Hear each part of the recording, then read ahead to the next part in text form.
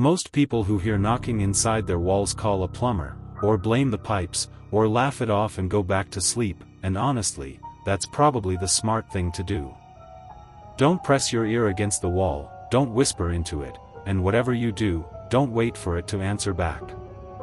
This story is about a man who did all three, and the house didn't kill him, it just decided it didn't need him anymore.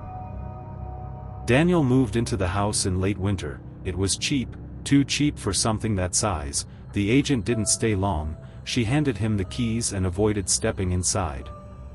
That should have meant something, it didn't. The first night was quiet, too quiet, no traffic, no wind, not even distant dogs barking. Then, just after 2:13 a.m., he heard it, a soft knock, not on the door, not on the window, inside the wall. He froze, listening, waiting. It came again, 3 slow taps, then silence. Daniel laughed it off. Old pipes, expanding wood, houses make sounds. But this wasn't random, the knocking had rhythm, like something was trying to communicate. He pressed his ear against the wall, and the knocking stopped instantly, as if it knew he was listening, as if something on the other side had been waiting for him to notice. He stood there for a long time, hand flat against the plaster, the silence pressing back harder than the sound ever had.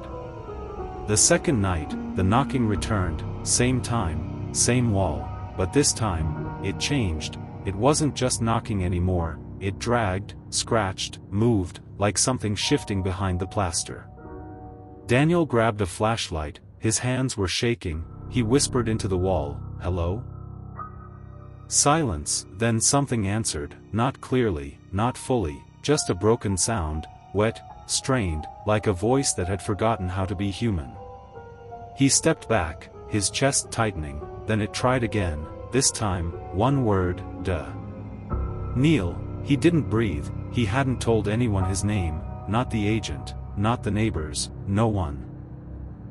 Yet it knew, and it was getting better at speaking, repeating sounds under its breath, testing them, shaping them, like it was learning how to become something it was not.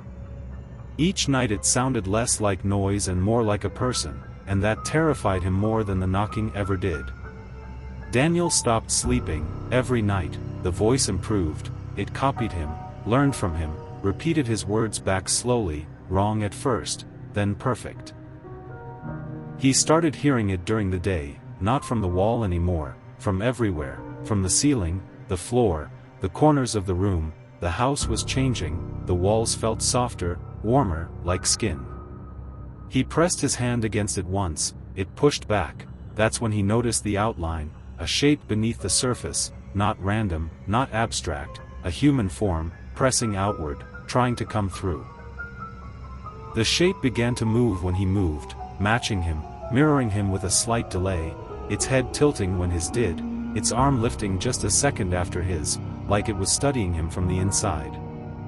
That night, the voice didn't whisper, it spoke clearly, calmly. "I am almost ready." Daniel ran, grabbed his keys, reached the front door. It wouldn't open, the lock had melted, or maybe it had never been a lock at all.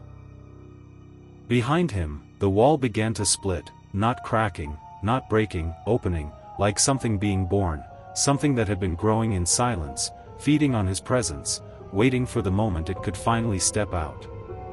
He never made it to the second door.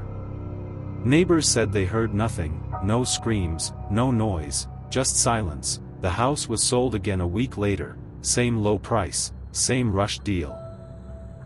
The new owner moved in quickly, said the place felt warm, comforting. The first night was quiet, until 2:13 a.m., a soft knock echoed through the walls.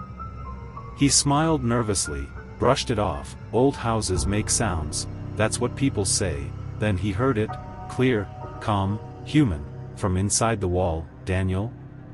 The new owner froze, because that was his name, and he hadn't told anyone yet. Inside the walls, something shifted, something alive, something learning again. This time, the voice didn't struggle, it sounded almost perfect, almost natural, like it had done this before, like it remembered how to become someone else. Beneath the surface, something pressed outward once more, forming a shape that was already beginning to look familiar, already beginning to look human. It had learned patience, it had learned timing, it had learned that the door was never the way out. Waiting to become him next.